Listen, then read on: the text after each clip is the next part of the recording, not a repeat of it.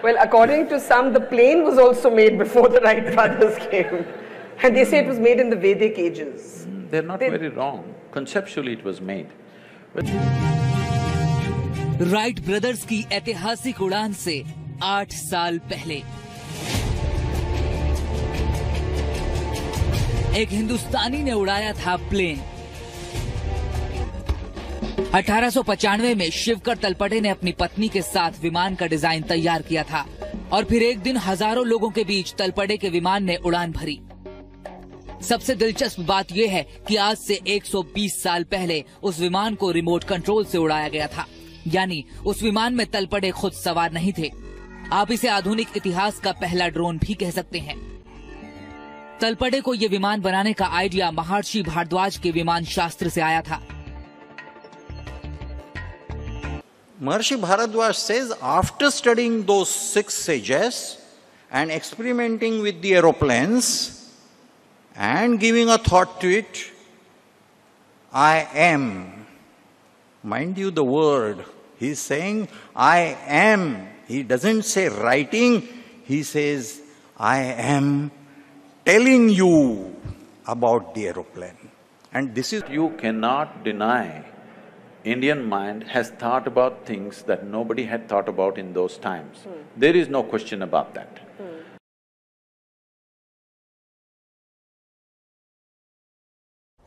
This is the third section of our examining whether there are Vedic aircrafts at all. And in this context, SHIVAKAR Talpade, an Arya Samajist in Maharashtra, he attempted to fly in 1895. So which is a very good thing, which we should be all proud of. At least one Indian attempted to fly. But the argument goes that he learned it from the Vedas. 1895 में शिवकर तलपड़े ने अपनी पत्नी के साथ विमान का design तैयार किया था और फिर एक दिन हजारों लोगों के बीच तलपड़े के विमान ने उड़ान भरी।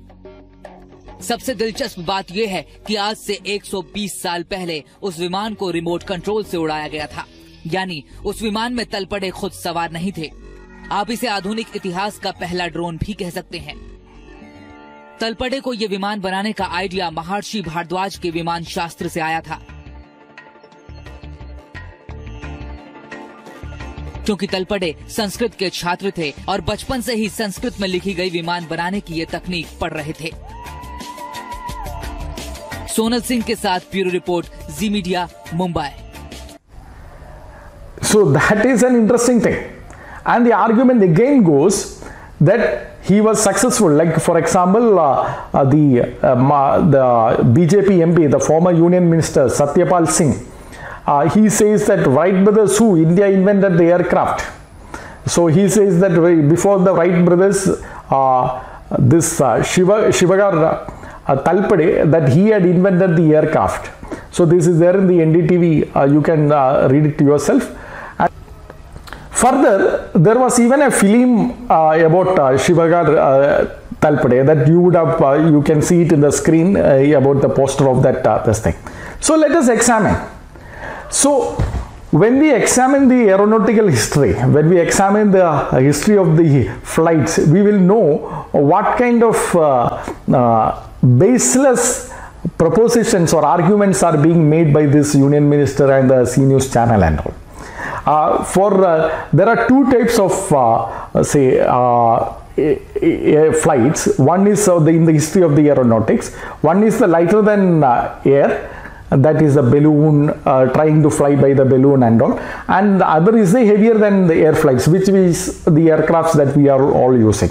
So if you want a very brief history, just the points and all, you can actually go to the NASA website, go to the student section. You will actually see in one and a half page, you will see all the interesting milestones in both the lighter than air flights and the heavier than air flights history. So they have given, and you would be surprised to know that if you are not already aware of the aeronautics history, you would be surprised to know that actually the history runs into literally into not just hundreds of years, but even millenniums actually it runs to.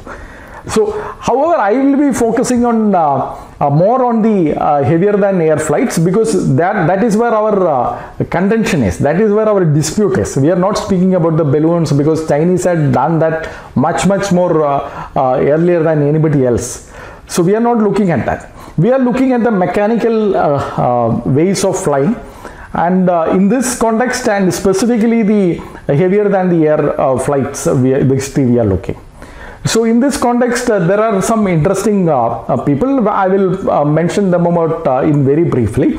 Catholic monk Elimer of Malmesbury, who was born in AD 980.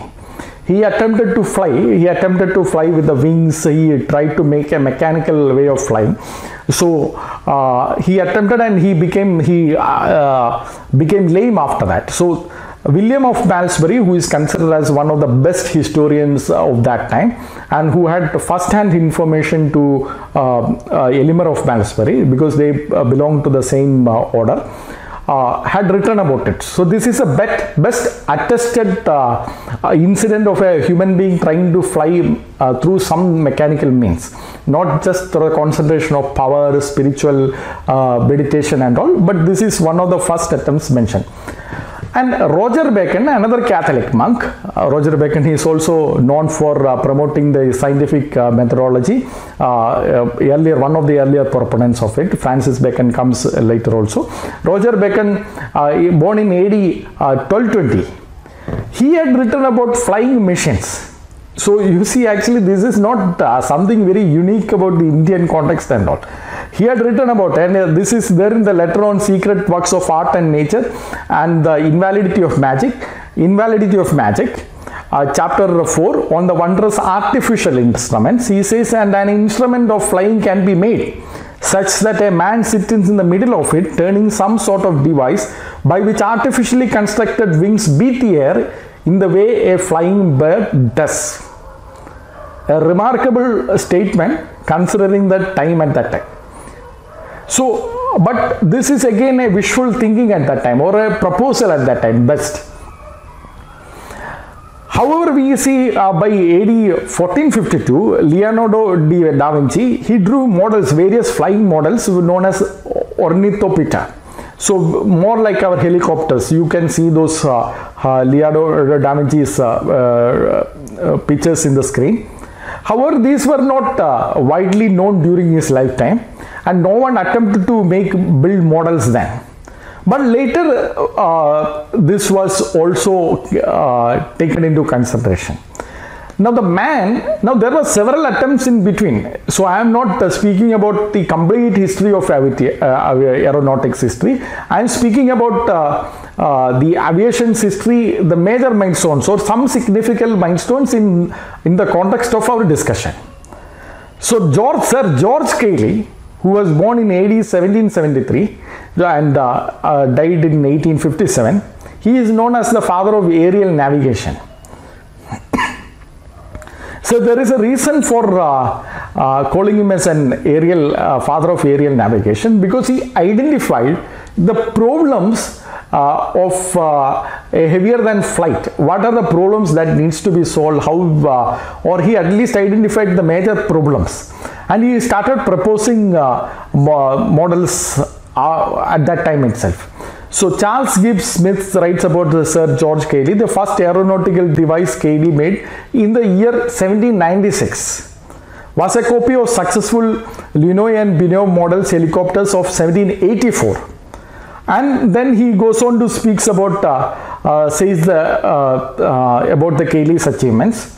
Similarly, R.G. Grant, in the book The Flight, The Complete History of Aviation, chapter The Prehistory of the Flight, published by the Penguin Random House, says Cayley addressed to these problems of lift and drag through observation of bird flight, lift and drag, bird flight, systematic experimentation and mathematical calculation. So George Cayley proposed the scientific ways of doing it. So here we see a real scientific attempt to do it.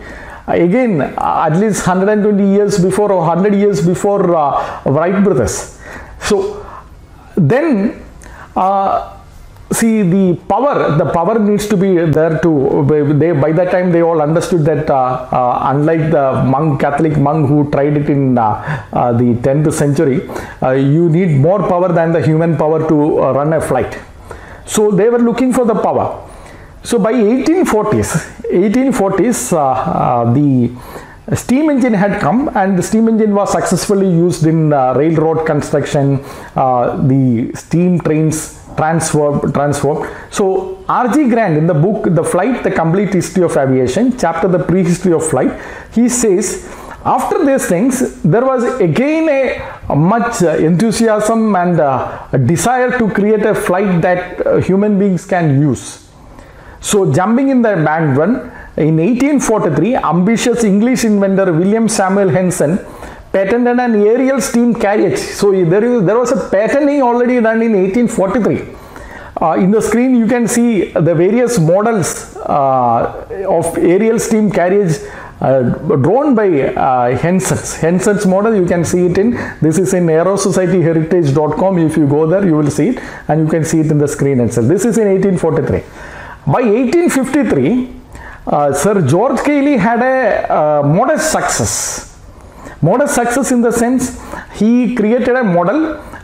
He used his wagon driver to experiment it. It flew briefly before coming down uncomfortably. So it flew little bit, but the entire problem was not solved. It could not land properly. If you cannot land properly, then you cannot use that flight for the human beings. So you see, they were addressing various kinds of issues that everything has to be solved before you can call him as an inventor. Otherwise, it's a modest success. So again, unmanned flight. Wright brothers used the manned flight. Unmanned flight was successfully tried by John Stringfellow in 1848. 1848, they successfully conducted an indoor test flight of a steam-powered model. This is cited in Aviation History, page 24. And in 1874, again, a man-carrying airplane was finally built and ready to be tested in 1874 with a French sailor on board. It ran down a sloping ramp, briefly lifted into the air, and immediately came back down to the earth. So again, lifting, brief lifting is again done, but it could not stabilize, it could not control it, and it could not land properly. So there were other issues that needs to be solved. So you see, actually it is hundreds of years people are trying to solve all the problems. So several attempts were made in 1884 by Russian Alexander, then another Englishman in 1894, Frenchman in 1890. So you see actually the context of that time. It is in this context, SHIVAKAR TALPADE, that we have to examine. He tried it in 1895. And in 1895, what he tried was not even a manned flight. It was an unmanned flight. As Ranjita Ganeshan writes, SHIVAKAR TALPADE, the first man to fly an aircraft, says, Talpade's mission is said to have been an unmanned.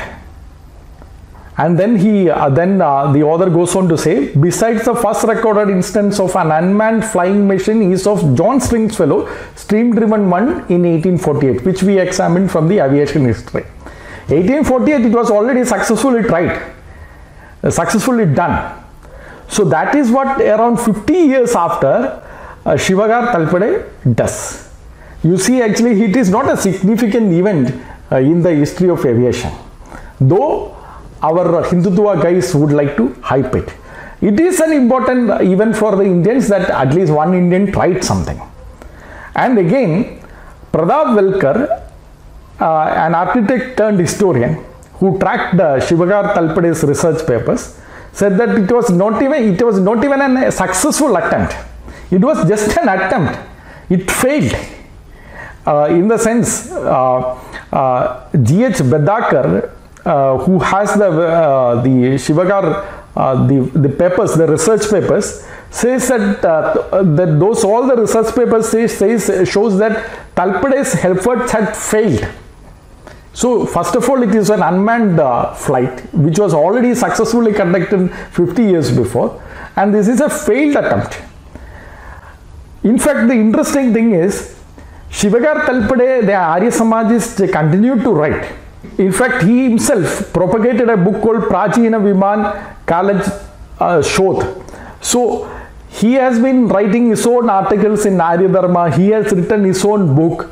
But in none of the, after this, in 1904 to 1908, he has written all these articles, then he has a book. In none of this, he has mentioned this attempt, because it was a failed attempt and there was nothing remarkable about it. But in 1952, one newspaper had a small snippet on it, almost after 55 years. And the editor of that the paper, the paper was Kesari, said that it is not a reliable news, because there is nothing to prove it. So all that we have is a 1952 newspaper clipping, of which the editor himself says that it is not reliable. But this was quoted in 1985 by D.K. Kajinal, who read Vimana in ancient India, and the flight was mentioned. And later it became that that first man to invent the aeroplane, the first man, it is our Indian, Wright brothers are wrong. So all those hangama goes on. For what? For an attempt, a modest attempt, which was a failed attempt. Now let us look at Wright brothers to settle this matter. What have they really achieved? If there were several attempts before them, what have they really achieved? Now, before we look at what Wright brothers really achieved, I thought of sharing an interesting thing from their life. In the book, The Complete History of Aviation, The Problem of Propulsion, published by the Britannica Educational Publishing in association with the Rosen Education Services, we read that their interest, the Wright brothers' interest, started at the age when they were 7 and 11, when Oliver was 7 and Wilbur was 11 years old. Their father, who was a bishop, a church bishop, Milton Wright, gave them a toy helicopter. You see, actually they already had a toy helicopter and it really flew. At that time they had a helicopter that flew. So this was not the unmanned flight, at least a toy unmanned flight helicopter was flying at that time. And their mother, Susan K. Wright, was a good in mechanical teachings, and she encouraged both the bishop and his wife encouraged their children in the scientific endeavor. Now, what is their achievement? The Smithsonian National Air and Space Museum, they say that the Wright brothers solved all the problems that were together. Rest of them were trying to solve one problem at a time. Wright brothers were successful because they solved all the problems. They took all the problems together and they tried to solve all of them together. The Wright brothers followed Sir George Cayley's lead and initially reduced the obstacles to flight to 3 broad categories: a set of lifting surfaces, a method of balancing and controlling the aircraft, a means of propulsion. So they broadly divided it into 3 and they solved all those things. All those things together. So that too was the success of Wright brothers. They not only could take off, they could stabilize, they could control, they could move at a distance, and they could safely land as well. So all the things that is required for a human being to fly, they actually identified the problems and solved it all together. So that was a success. Others were successful in flying, lifting up or flying to a brief distance, but then it came down without a control. So all those things are, all those problems the Wright brothers solved. That is the success of the Wright brothers. Now, when Wright brothers successfully flew, there were critics at that time because the French had their own man whom they claimed is the first man to fly. So at that time they said Wright brothers are not flyers but they are liars. So to silence these critics, Wright brothers went to France. And Wright brothers went to France and they Wilbur Wright went to France and he was going to demonstrate it publicly almost after 5-6 years after the first they drew the thing. So Wright brothers, in fact, he was going to drive a new type of flight altogether, and he was examining everything, and the public was getting impatient. In fact, the public wanted them to, the Wilbur Wright to fail, because they wanted the Frenchman to be known as the first man to fly the flight. So this is okay. These claims are okay. But what happened is, after all these things, the Wright brother, Wilbur Wright said, guys, we are ready to fly. And then he flew. And after completing one circuit of the track, he brought the machine gently down in his skids. So the Frenchman saw that he was able to take off, he was able to control, he was able to go and come back and then gently land also. Once they saw it, they understood this is solved. The problem is solved. All our problems, now we can work on it, improve on it, but these guys have successfully solved all the problems together. That is why the Wright brothers are known as the people who invented the aeroplane, because they solved. Others were able to solve one of the problems or two of the problems, but these guys were able to solve all those things together. And it says, the complete history of the aviation, the book says, there was an uproar. So till then they wanted them to fail, but as soon as they saw it, they understood that this is remarkably different from whatever they have seen. There was an uproar, clapping and cheering, and the spectators ran forward to the mob the pilot. So they were so thrilled. Until then, that the nationalistic feeling was holding them back. But when they saw with their eyes, everything changed. So no more claims. This is what we need. You can make claims, but when you have evidence, you need to accept it, acknowledge it, and appreciate it. But rather we are seeing it after 100 years, almost after 115 years, we still have people who claim no, Wright brothers are not the ones to fly. So let's start the ancient aviation. To start with, we'll go into the history of aviation.